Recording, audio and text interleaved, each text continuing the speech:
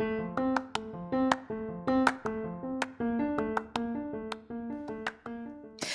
there, and welcome to the daily podcast where wisdom smacks us with kisses or love taps. I'm MichelleSpiva, a wisdom strengthening coach, your host, and practical priestess of wisdom. Mwah. Join us daily to gain wisdom and mental strength as we tackle innovative thinking, address emotional and behavioral life traps, and yes, provide you with some practical how to's to wrap it all up. So settle in or crank up the speed 2x, whatever gets your mental processes firing as we dive in. Stay tuned.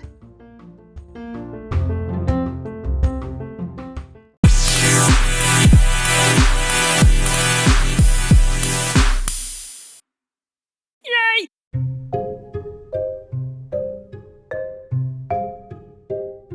Hi there, this is MichelleSpiva, your practical priestess of wisdom, and I want to invite you to join me for today's podcast of Wisdom Smack. Mwah! Today, come on in because we're going to be doing a primer on propaganda and a few other goodies, and I want you to join me so that you can learn how to not fall prey to the trickery and the deception that is afoot. It is time to continue to mentally strengthen your ability to not only catch wisdom, but be wise out here in these streets. So come on, join me on the flip as we talk about your eyes are open, but can you see? I'll see you on the flip.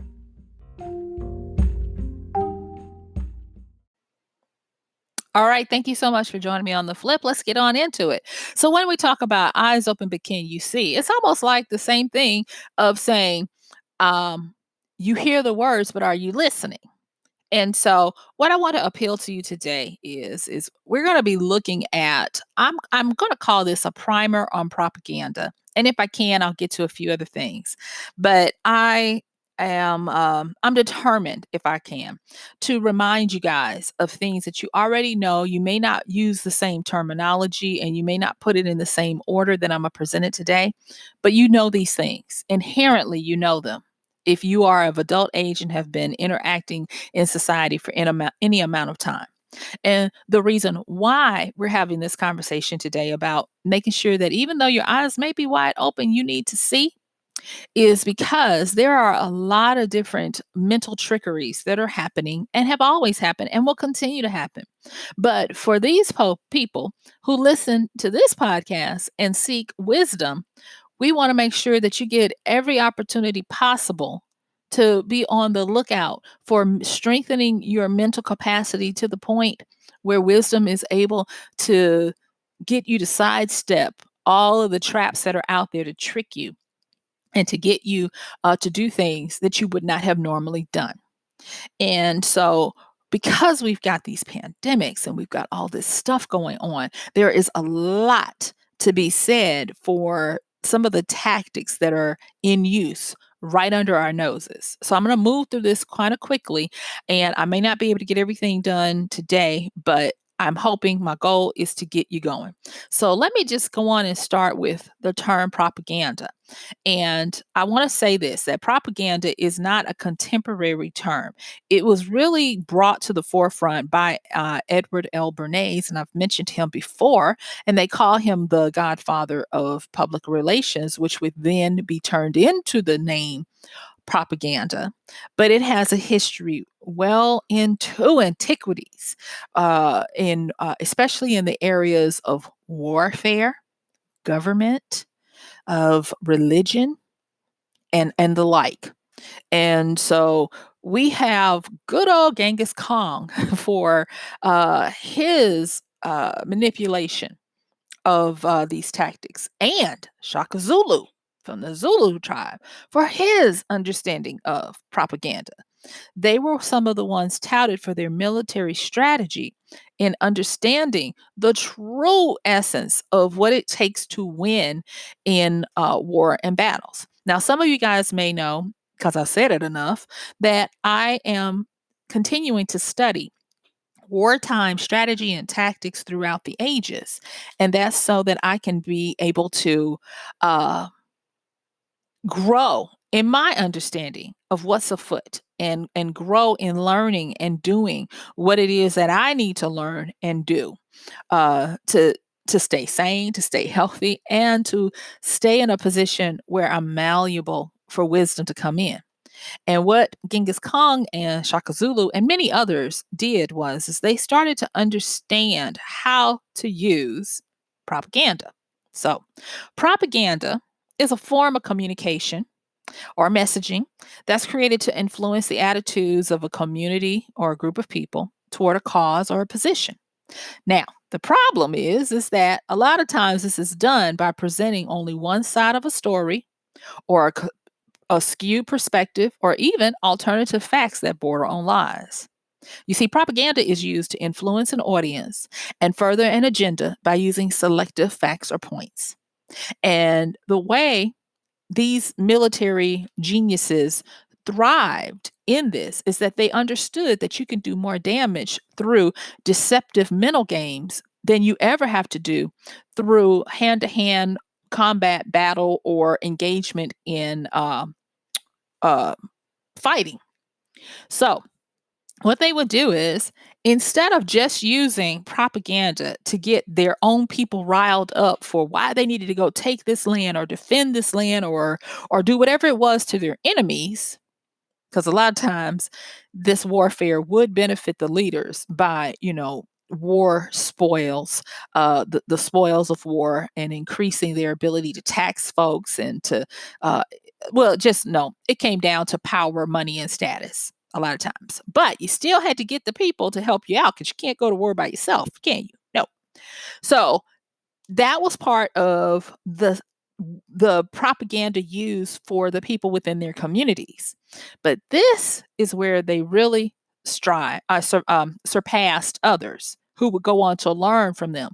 And that was they started to learn how to use propaganda against their perceived enemies.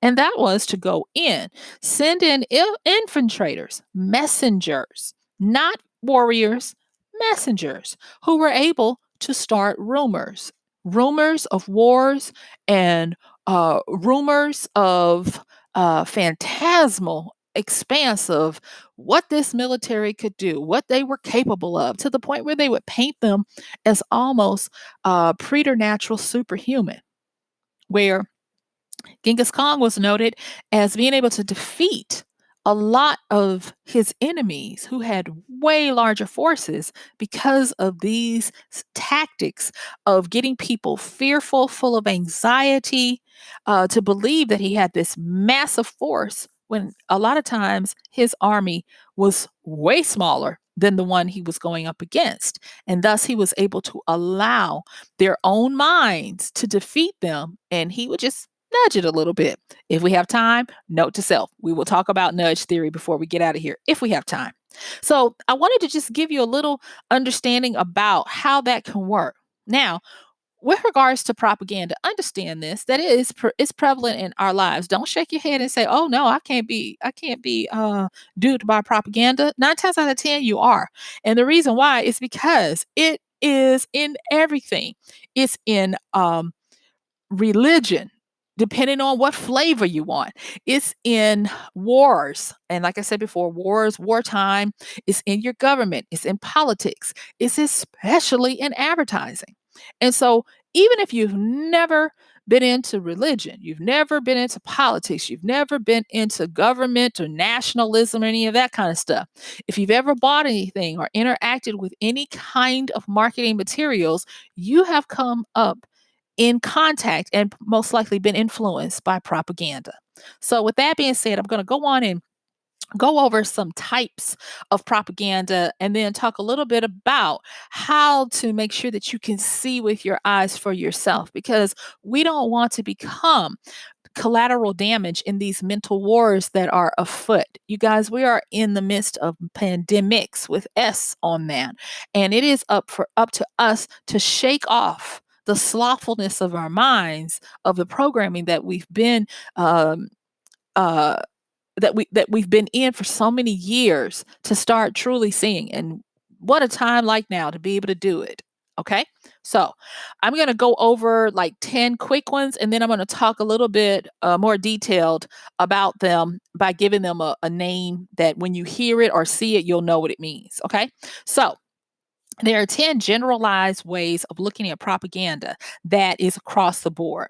You'll find that there are some that work better in warfare, in politics, in nationalism, in advertising, in religion, even in relationships. But we're going to go over these 10 general ones. And this is not an exhaustive list, y'all. This is just, I wanted to give y'all 9 of these, and I'm going to give you, 10 of these, and I'm going to give you 9 of the proper terms so that you'll have a well rounded foundation for propaganda.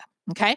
So here they are: emotional appeal, glittering generalities, testimonials, bandwagon, plain folks, scientific approach, card stacking, snob appeal, transfer, and name calling.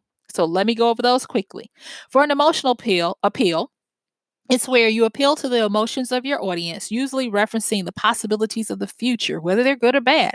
You can paint a dystopian future if they don't do something that you wanted them to do, or you can paint a utopian heaven future if they get on board with you.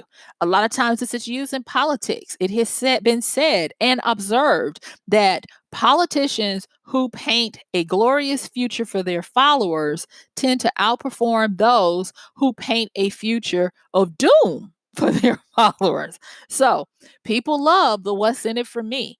And if you can emotionally pull at their heartstrings of how things are going to be great if they follow you, that's the emotional appeal. Glittering generalities. This is when you seek to make people approve and accept of your idea, your project, your argument, whatever it is, and accept it without examining the evidence. It's where you just glitter everything. You glitter bomb everything to make it look like it's perfectly beautiful. Why would you think anything else? And you're so busy painting this utopian presence for people that you're like, look at the great and wonderful Oz. Do not look behind that curtain of the little man sweating and running around to power this illusion. So that's what they mean by glittering generalities. Then, of course, you have testimonials. And shout out to Robert Cialdini. I've talked about his 6 principles of influence before. You can Google it. I don't have time to go over them right now, but testimonials fits into the social proof principle that he's talked about.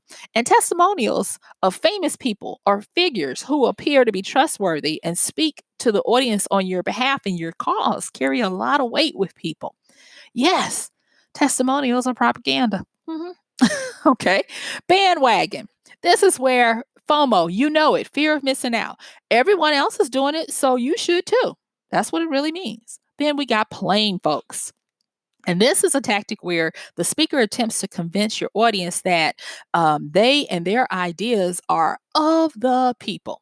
They attempt to present themselves as a representative of the plain folk because I'm just like you, that kind of thing.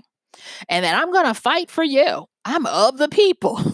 All right. Then we have the scientific approach one. And this one is prevalent. It is all over the place. And yes, you have been duped by it. 9 out of 10 did disagree, that kind of thing. So with the scientific approach, it's where they use scientific jargon, numbers, stats, and data to convince you that this is legit. Okay. Then we have the card stacking one, and that's where they only present one side of the issue and situation. Now, when we talk about propaganda, this is the one that most people think is propaganda, and they are right because it is used all over the place. And it makes it so easy because when you present one side of the situation, you can make it where you can find a little bit of pro and con on that side. But it is up to the person to say, okay, I hear what you're saying. Now let me go and do my own due diligence and let me hear from all the different sides. Because it's not just about a for or against. There are many different complexions, angles, perspectives, fractals, if you will, of an argument. And if I say nothing else, I want you to understand that card stacking, where you're presenting only one side of the situation is prevalent. Most people get duped by this one. Even though you know it's there, you get duped because people don't want to do their research. They don't want to go and vet what folks are saying. Okay, so be aware of that one. So now this one is called snob appeal. And it's where you're given the impression that people of wealth and prestige are on board with whatever this is. That's why you get a lot of celebrity endorsements for stuff. And people buy it in droves because this fave and that celeb and this person of power uses it. So I must use it. It's amazing when you see not only celebrities, but when you see like our our cousins over the water when the royal family would come out before the pandemic, when they would come out, if the baby had on a pair of shoes or something, everybody was finding the shoes and buying them out. One of the princesses wore a dress, same thing. And so that's where this snob appeal comes in because people want to feel wealthy. It has been noted and documented that we are more concerned with the feeling of wealth than actual wealth. And if we can feel that, then they have us. And so they know how to use this. So that's snob appeal. Then we have what's called transfer. And this is where you take the good feelings of one thing and then you put them on to something else. It's kind of like you associate them. It's kind of like if A and B, then B and C, that kind of thing. And so when you take these positive ideas and feelings and transfer them to another thing, it does not it does not click to us, especially if the delivery is smooth, that that's what's happening. But you need to be on the lookout. Okay. Then this one, oh my gosh, name calling. Yes, you are aware of it. And this is where you link people or ideas to a negative symbol. Okay. So what I'm going to do is I'm going to hop on over to the some proper terms, if you will, that you might hear so that you'll be aware of them. And then if we can, we'll close it out and I'll give you a few things on how to work on yourself with being able to see past all of the propaganda so that you have a decent chance of not being swayed and not becoming a victim of mental deception and trickery. Okay. So real quick, I've got 9 of them I'm going to go through, and they're going to cover what we just talked about, but I'm just going to give you kind of like a bit more on it. All right. So the first one I want to talk about is called ad hominem. Ad hominem, HOMINEM, ad hominem. And this is a Latin term that's used where it's name calling. It's where you attack your opponent instead of the argument that your opponent is making. So you have seen it. Someone comes out against something that you do, something that you believe, or something that you say. And instead of addressing that, you go and you dig up that time when they got a DUI and you try to discredit them and call them names. A lot of times this has happened with victims where a victim has been assaulted. And instead of deal with what happened, they go and they vilify the victim's background. That's ad hominem. Name calling. It's not good. Don't fall for it. Okay. Especially if you see someone not addressing the issue at hand and instead of trying to give you a dossier uh, to sway your opinion of the person. The next one, so you had ad hominem, name calling. The next one is ad nauseum. And this one, I am always amazed at how it affects all of us. It is so simple, brilliant, and we fall for it. Stop doing it. I have to remind myself this is ad nauseum. Stop it. So, ad nauseum means a tireless repetition of an idea, especially a simple phrase or a slogan. And this simple phrase or a slogan, it gets repeated enough times to where it becomes taken as the truth. And it works the best. It works the best if the propagator of this term can get the media to use it, or if they can control the narrative, or if they can have it limited to where the people that they need to sway only get a limited amount of information where their propaganda message is prevalent. Okay. And you know what this is. You've heard it in recent days. Now, I'm going to just pick out the ones that are fresh on my mind. This is not about me in politics or any of that kind of stuff, but you've heard them. Things like fake news, lock somebody up, uh, no collusion, it's a hoax, those types of things. And you'll hear people repeating them over and over again, to where if enough people that satisfy that particular social group say it, then they believe it. So be aware of that one. And it's like I said, this is not about any kind of politics or whatever. I'm independent. I don't care. I'm just letting you know. So the next one, so if you had ad hominem, ad nauseum, the next one is appeal to authority. And this is where you see this a lot of times in ads. This is where you use some type of prominent figure to support your position, your idea, or your argument.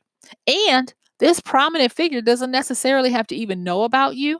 They may have simply agreed with something in kind that was totally unrelated, and then you go get it and you use their likeness and their name, and you sway people to believe that, oh, if they like you, then I like you, or if they agree with you, then I agree with you. So that's appeal to authority. The next one is appeal to fear.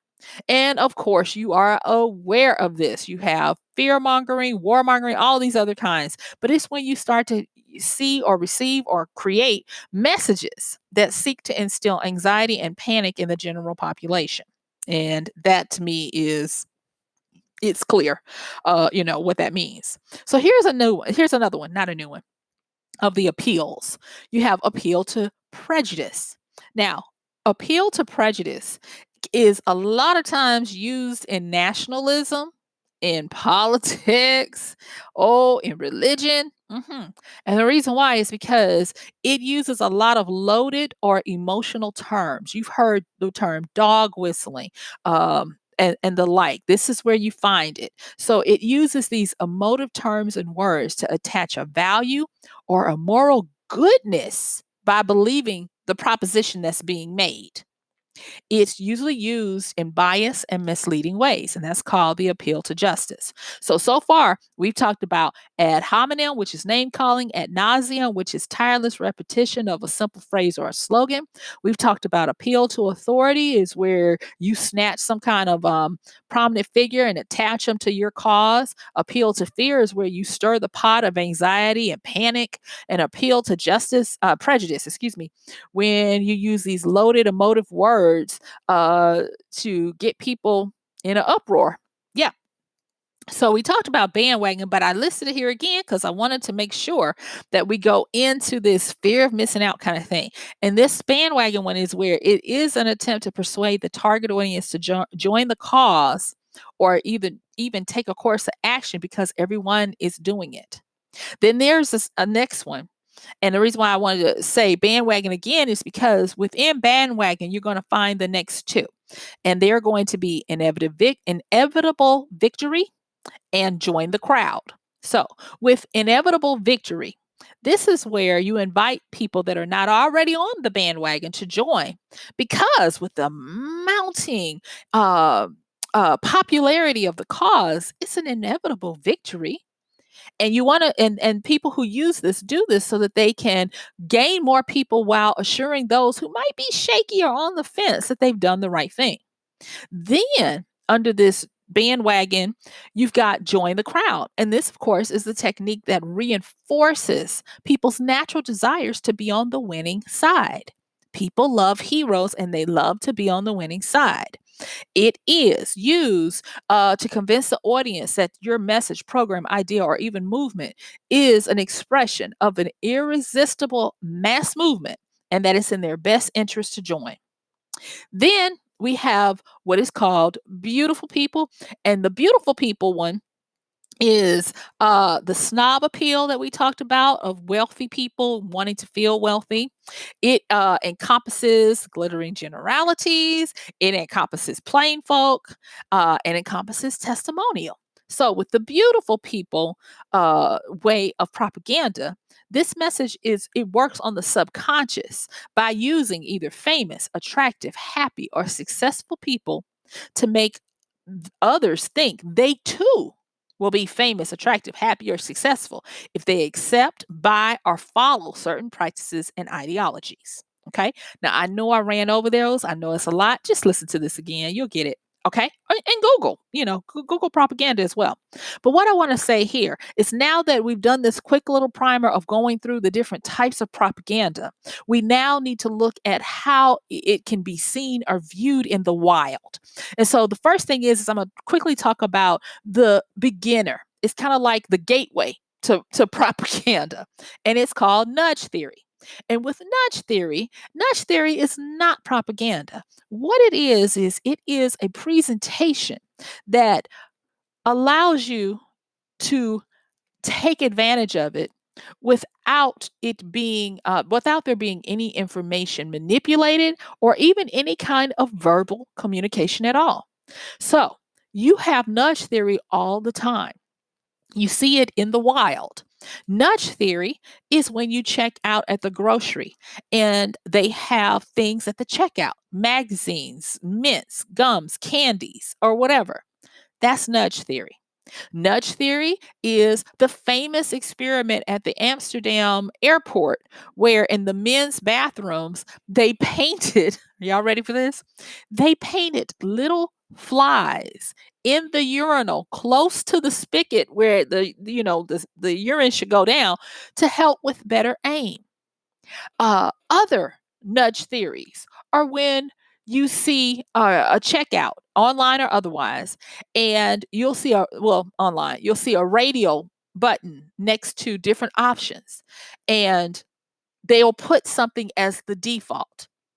It has been done in many countries. There was a famous not experiment, but a famous report on a country who was able to drastically increase the number of willing organ donors by instead of giving them choices of whether they wanted to be an organ donor or not, they made organ donor the default. And if they didn't want to, then they needed to check the other button, which was right below it. But because organ donor was the default, people just was like, oh, okay, so that's usual and customary. So that's the nudge theory. And that is kind of like the gateway for getting people to be more receptive to a lot of these propagandas that we've just talked about. So that is the first thing. The next thing about opening your eyes to see and being aware of propaganda is who benefits if I take this action? I've talked a little bit about this in previous podcasts to get you to start understanding the questions that you need to ask yourself. Who benefits? Who wrote this? How is this constructed? Are there any kind of words or meanings, implied, covert, or otherwise, that are that are created to set a mood? Set a tone so that they can affect my mood. These are just simple questions to start asking yourself when you encounter something, because too many years we have been able to still get, for the most part, what we want and allowed ourselves, and I don't want to say that categorically, but a lot of people have allowed ourselves to be tricked and be manipulated. I'm just going to say it by some of these tactics. And I want to talk about a few right now. So bear with me right now. Now these are political ones that I want to make you guys aware of. So it's part of the soft political power propaganda arm, and you might be very familiar with it. One of the biggest ones that has happened, not one, two of the biggest ones that have happened have been first where we had pandas from the Asian countries giving us pandas for our zoos because everybody loves pandas. And so by having that quote unquote goodwill, the pandas are sent over sometimes forever, but sometimes on loan. And I'm not going to go down there, but you had that. But then in the 1990s and onward, another big political soft power started to arise. And it was a cultural one called K pop, Korean pop.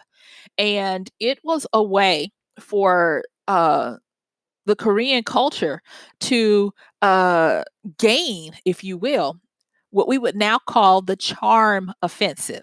And I only got like a minute to go over this, so y'all bear with me.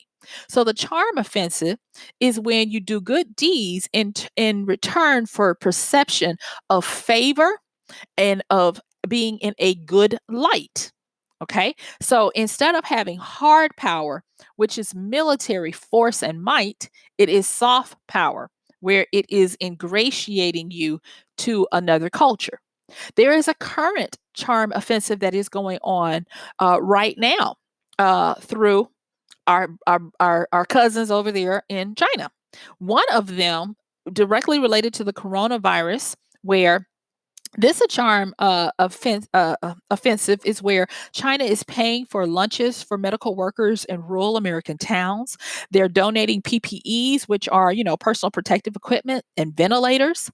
And it's being called the mask diplomacy, where they are trying to spread goodwill to lessen the impact of potential lawsuits and everything because of the coronavirus. There have been many times they have done this, but most recently they had an additional one called the Belt and Road Initiative, where they have, and I've already talked about this in another podcast, where they were willing to spend $1 trillion to help developing countries so that these countries would be beholden and sometimes indebted to them financially and politically. And so I am saying this to help you to understand. Start looking at who benefits. Why would they do something like this? Who is behind it? Open your eyes, people. So guess what? Yeah, my time is up. I thank you for yours. This has been MichelleSpiva, your practical priestess of wisdom, with today's podcast of Wisdom Smack. Mwah! I'll see you soon. Bye.